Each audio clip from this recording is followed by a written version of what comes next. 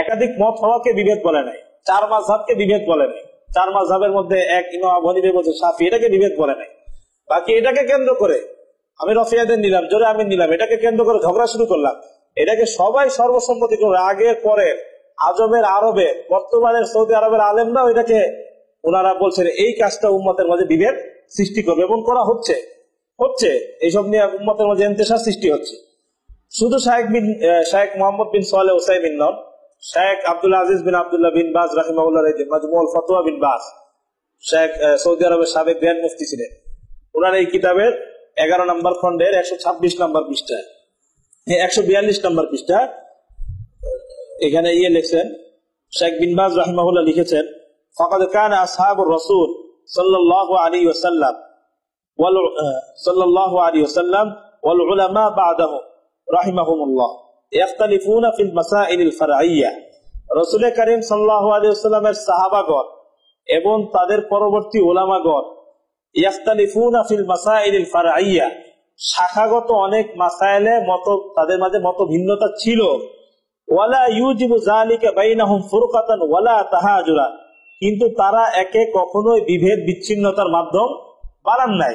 মত পার্থক্য ছিল, কিন্তু এটাকে কেন্দ্র করে বাড়াবাড়ি করা, আরেকজনকে ভুল বলা, আরেকজনের মতকে একেবারে খণ্ডন করে দেওয়া, এই সমস্ত কাজ তারা করেন নাই। তারা এটাকে বিচ্ছিন্নতার মাধ্যম বানান নাই। দেখেন এখানে বিন বাজ বলতেছেন যে মতভেদটা এটা বিভেদ না, কিন্তু এটাকে বিভেদের মাধ্যম বানানো, এটা অবশ্যই বিভেদ। সুতরাং একাধিক মত সৃষ্টি হলে আবু হানিফা বলছে চার মাযহাবে উম্মত চার ভাগ হয়ে গেছে, এই কথাটা সম্পূর্ণ গলত। চার ইখতিলাফ হলে চার মাযহাবের ইখতিলাফ, এটা উম্মার মাঝে বিভেদ না। হ্যাঁ, কিন্তু এখানে যে মাসাইল গুলা নিয়ে ইখতিলাফ আছে সেটাকে কেন্দ্র করে আপনি ঝগড়া শুরু করলেন, আরেকজনের উপর হামলা শুরু করলেন, তা আপনি পরিষ্কার উম্মতের মাঝে বিভেদ সৃষ্টি করলেন। তারপরে শাইখ বিন বাজ বলতেছেন বিআন্না হাদাফা কুল্লি ওয়াহিদিন মিনহুম ওয়া মারিফাতুল হক বিদালিলি, প্রত্যেকের উদ্দেশ্য ছিল সত্যকে দলিলের মাধ্যমে জানা। ফামাতা যহরা লাহুম, যখন উলামাদের মধ্যে এবং সাহাবীদের মাঝে দলিলের মর্মটা স্পষ্ট হয়ে গেছে যে এখানে দলিলের উদ্দেশ্যই ইজতামাউ আলাইহি, তখন তারা একমত হয়ে গেছে। ওমাতা খাফিয়া আলা বাদিন, কিন্তু যখন দলিলের একাধিক ব্যাখ্যার কারণে তাদের কাছে দলিলের মর্মটা অস্পষ্ট ছিল, একজন বলছে এরকম, আরেকজন বলছে এটার ব্যাখ্যা এরকম, তো এই ক্ষেত্রে তাদের মাঝে মত পার্থক্য হলেও লাম ইউদাল্লিল আখাহু, তারা কখনোই তার ভাইকে গোমরা বলে নাই, তার ভাইকে গোমরা বলে নাই। সাহাবায়ে কেরামও গোমরা বলেন নাই, পরবর্তী উলামায়ে কেরামও যেসব মাসলায় দলিল ভিত্তিক একাধিক মত সৃষ্টি হয়েছে সেখানে তারা অন্য মত অনুসারীকে কখনো গোমরা বলে নাই। ওয়ালাম ইউজিব লাহু যালিকা হাজরুহু ওয়া মুকাতাআতুহু ওয়া আদামিস সালাতি খালফাহু, এটাকে কেন্দ্র করে তাকে পরিত্যাগ করা, তার ব্যাপারে বদগুমানি করা, তার ব্যাপারে বদজবানি করা, তার পিছনে নামাজ না পড়া, এই ধরনের কাজ সালাফে সালেহিন করেন নাই। ফাআলাইনা জামিআন মাশারাল মুসলিমিন, তো শাইখ বিন বাজ দাওয়াত দিতেছেন সমস্ত মুসলমানের উপরই কর্তব্য, আমাদের সকলের উপর কর্তব্য, আন নাত্তাকিয়াল্লাহ সুবহান, আল্লাহ তাআলাকে ভয় করা, ওয়া আন নাসিরা আলা তরিকিস সালাফিস সালিহ ক্বাবলানা, এবং আমাদের সালাফে সালেহিনের অনুসরণ করা উচিত। কি ছিল তাদের? সালাফে সালেহিনের পন্থা অনুসরণ করা উচিত। সেই পন্থাটা কি? ফিত তামাসসুক বিল হাক্কি ওয়াল উখুওয়াতিল ঈমানিয়া, আমরা হককে গ্রহণ করব, ঈমানি ভ্রাতৃত্ব বন্ধনকে রক্ষা করব, ওয়া আদামিত তাকাতুই ওয়াত তাহাজুরি মিন আজলি মাসআলাতিন ফারঈয়্যা, এবং শাখাগত মাসাইলে মত পার্থক্যের কারণে আমরা একজন আরেকজনের সাথে সম্পর্ক ছেদ, একজন আরেকজনের সাথে বাদানুবাদ ইত্যাদি কাজে আমরা লিপ্ত হব না।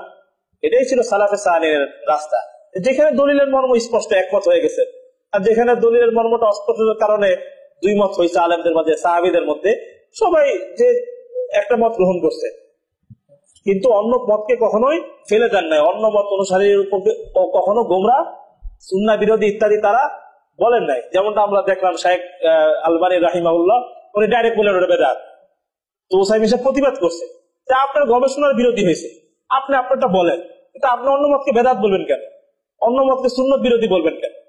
এটার দ্বারা তো উম্মতের মাঝে বিচ্ছেদ সৃষ্টি হয়। আমরা এই কারণে বলি যে শাইখ আলবানী এবং তার অনুসারী, তার ঘরানার চিন্তাধারার আলেমদের এই কাজের কারণে উম্মতের মাঝে বিভেদ সৃষ্টি হচ্ছে।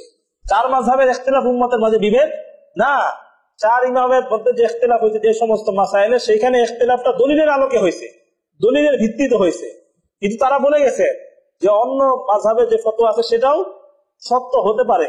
এই জন্য প্রত্যেক জামানার উলামায়ে কেরাম যে যে মাযহাবে অনুসরণ করছেন, কিন্তু বলছেন যে চার মাযহাবই হক, অন্য মাযহাবে যেটা আছে ওইটাও ঠিক আছে, বাকি আমাদের কাছে এটা শক্তিশালী, আমরা এটা মানছি, কিন্তু অন্যটাকে কখনো ভুল বলা হয় নাই। এই জন্যই চার মাযহাবের যে ইখতিলাফ বা চার ইমামের মধ্যে যে ইখতিলাফ হয়েছে, এটা ওই দলিলের ভিত্তিতে ইখতিলাফ হয়েছে, যেখানে ইখতিলাফ না হয়ে কোনো উপায় ছিল না, কিন্তু এটাকে কেন্দ্র করে তারা বিভেদ বিচ্ছিন্নতায় লিপ্ত হন নাই। এই জন্য চার মাযহাবে চার ইমামদের মধ্যে ইখতিলাফকে, চার মাযহাবকে আমরা না, আরবের সালাফি আলেমরা পর্যন্ত এটাকে হক বলছে, চার মাযহাবের অনুসারীদেরকে তারা হক বলছে। যেটা আমাদের আজকে আমরা দেখি যে আমাদের দেশের গায়রে মুকাল্লিদ আলেমরা আলাদাভাবে চার মাযহাবের অনুসারীদেরকে মুশরিকও বলে, অনেক সময় মুশরিকও বলে যারা উম্মতের মধ্যে ভাগ করছে, একদল হানিফি হয়েছে, একদল শাফি হয়েছে। যেমন মুসলিমকে চার মাযহাবের কোন একটি অনুসরণে বাধ্য, বইটার মধ্যে বলা হয়েছে হানাফি, শাফি, মালিকি হয়ে আমরা উম্মতকে খন্ড বিখন্ড করে দিছি, দিনকে খন্ড বিখন্ড করছে। অথচ দেখেন আরবের আলেম কি বলেন, শেখ মোহাম্মদ বিন সালেহ উসাইমিনের কিতাব, আমি এটা আরব থেকে নিয়ে আসছি এবার, এই কিতাবটা মূল লেখছেন হলো ইবনে কুদামা আল মাকদিসি, লুমআতুল ইতিকাদ আল হাদি ইলা সাবিলির রশাদ। এটার ব্যাখ্যা করছেন শেখ মোহাম্মদ বিন সালেহ উসাইমি। এটার ভূমিকার মধ্যে লেখা আছে এটা সৌদি আরবের শিক্ষা প্রতিষ্ঠানগুলোতে এটা নিসাবভুক্ত, সিলেবাসভুক্ত। এই কিতাবের মধ্যে দেখেন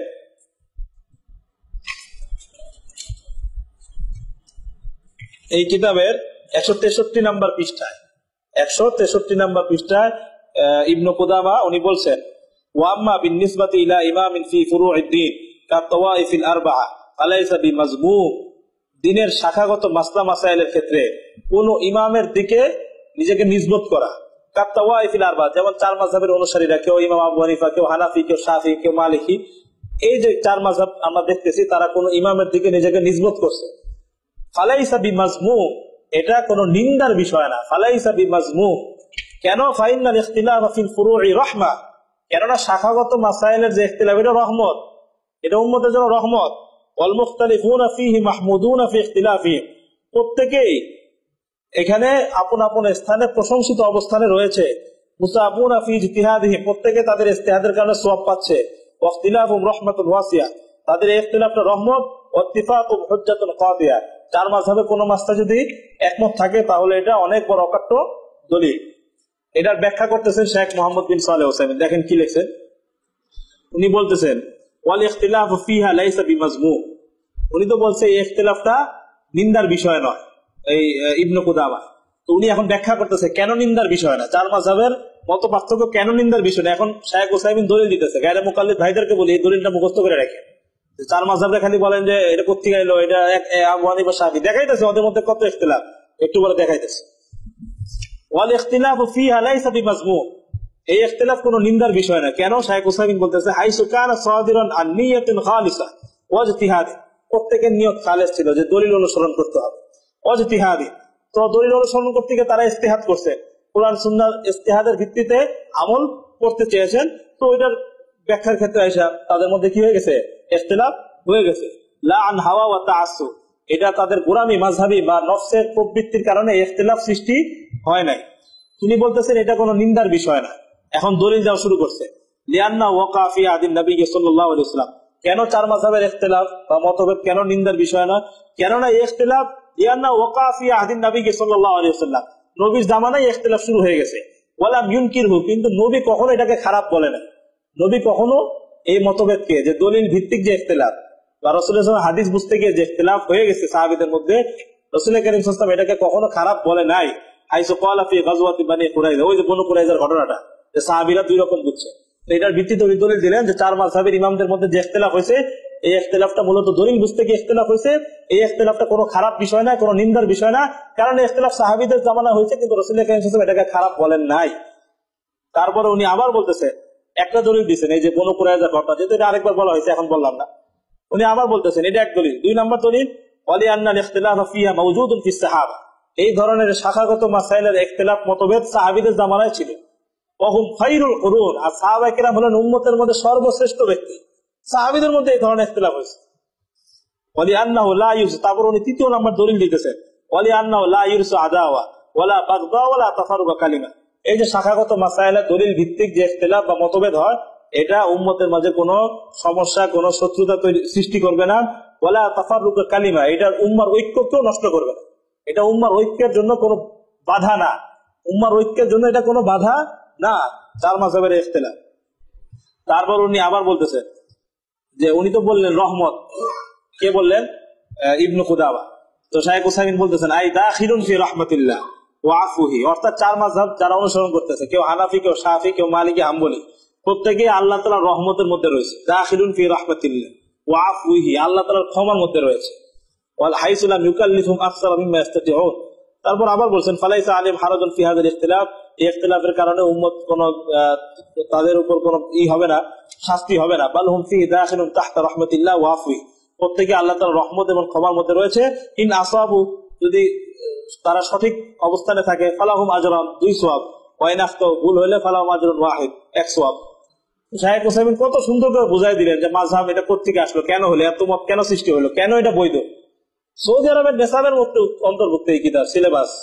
আর বেটারা কি মাদানী এলাকায় সৌদি আরব থেকে আসে, মাদানী এলাকায় আসে, মানুষ মনে করে বাবা এরা বলে সৌদির দিন নিয়ে আসছে। সৌদির দিন কখনো লামাযহাবিয়াত, সৌদি মাযহাবকে সমর্থন করে, এটার 1 নম্বর ওয়াজেহ দলিল এটা। এবং তারা যে আসলে সৌদির আল মাদানী যে লাগায়, এটা যে উম্মতকে ধোঁকা, এর বড় প্রমাণ যে বহতের মধ্যে দেখছে। কোরআন হাদিসের খেলাফ হইলে ইবনে তাইমিয়াও মানি না, ইবনুল কাইয়িমও মানি না, মক্কাও মানি না, মদিনাও মানি না, বলছে না। তারপরে বুঝাই গেল যে যখন ধরা খায় তখন ইবনে তাইমিয়াও তো চিনে না, ইবনুল কাইয়িমকেও চিনে না, কিন্তু ওনার প্রবন্ধের মধ্যেই লেখা আছে। আকরামুজ্জামান সাহেব গায়রে মুকাল্লিদ পক্ষের কে তালিকা দিছে, প্রথমে ইবনে তাইমিয়ার নাম নিছে, তারপর ইবনুল কাইয়িমের নাম নিছে, তারপর ওনার এই কিতাব শায়েখ আকরামুজ্জামানের পর্যালোচনা চ্যালেঞ্জ, এই বইয়ের মধ্যে কতবার বিনবাজের নাম নিছে, যে বিনবাজকে অনেকে মাযহাবী বলে, মুকাল্লিদ বলে, উনি গায়রে মুকাল্লিদ ছিলেন ইত্যাদি, কত আলোচনা করছে। এখানে লিখছেন শাইখ ইবনে উসাইমিন, যার স্থান বিনবাজ সাহেবের পরেই, কত প্রশংসা। আর এখন আর উসাইমিন বিনবাজ চিনেন, এখন অন্ধ হয়ে গেছে, এখন আকরামুজ্জামান সাহেব অন্ধ হয়ে গেছে, এখন আর বিনবাজ সাহেব উসাইমিন সাহেব চিনেন না। কেন?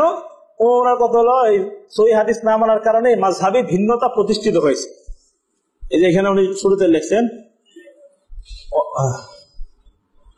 অথচ দেখা যায় অনেক মাসলা ও বিষয়ের ক্ষেত্রে মাযহাবে ভিন্নতা প্রতিষ্ঠিত হয়েছে দুর্বল অথবা জাল হাদিসের উপর ভিত্তি করে। এক্ষেত্রে সহিহ হাদিস মেনে নিলে ভিন্নতা দূর হয়ে যায়। মনে হয় মাযহাব সৃষ্টি হয়েছে এটা হাদিস না মানার কারণে, সহিহ হাদিস না মানার কারণে মাযহাবে ভিন্নতা সৃষ্টি হয়েছে। এখন আমি দেখাই দুই একটা উদাহরণ, যে তাদের মধ্যে তোমরা তো ভাই সহিহ হাদিস মানো, কোনো মাযহাব তো মানো না, মাযহাবের বিরুদ্ধে সকাল থেকে রাত শুরু হয় মাযহাবের বিরুদ্ধে বলা, তোমরা তো কোনো মাযহাব মানো না, সবাই সহিহ হাদিস মানো, তো তোমাদের মধ্যে তো মতবাদ পার্থক্য হওয়ার কথা না, স্বাভাবিক তো কথা। এখন দেখেন মজার উদাহরণ, দেখেন শুরু করি দুই একটা দেখাই। এই তাওহীদ পাবলিকেশনস, এইখান থেকে ওদের যত বইপত্র বের হয়, তাওহীদ পাবলিকেশনস, তাই না, বইয়ের লিস্ট, এটার যত বই বের হয়েছে বইয়ের লিস্ট, একদম 14 নম্বর পৃষ্ঠায় অনেক বই লেখছে।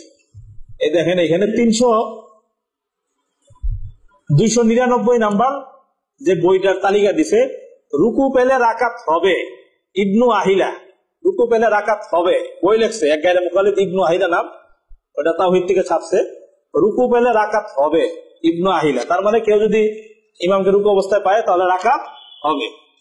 একটু পরে দেখবেন এই 299 নেই, একই পৃষ্ঠার একটু নিচে গিয়ে দেখবেন 312 নাম্বার তালিকায় বই আছে রুকু পেলে রাকাত হবে না, রুকু পেলে রাকাত হবে না, আব্দুস সাত্তার কালাবুল। মাযহাবের ইখতিলাফ উম্মতরে শেষ করে দিয়েছে, আর ওদের বইয়ের লিস্টের মধ্যে ইখতিলাফ। এখন বুঝেন তাহলে বইয়ের মধ্যে কি অবস্থা, বইয়ের লিস্টে যদি ইখতিলাফ থাকে, একজন লেখছে রুকু পেলে রাকাত হবে না, ইবনু আহিলা, আর আরেকজন লেখছে রুকু পেলে রাকাত হবে, এই রুকু পেলে রাকাত হবে লেখছে ইবনু আহিলা, আর রুকু পেলে রাকাত হবে না লেখছে কালাবুল, দুইজনে গায়রে মুকাল্লিদ, বইয়ের লিস্টের মধ্যে ইখতিলাফ।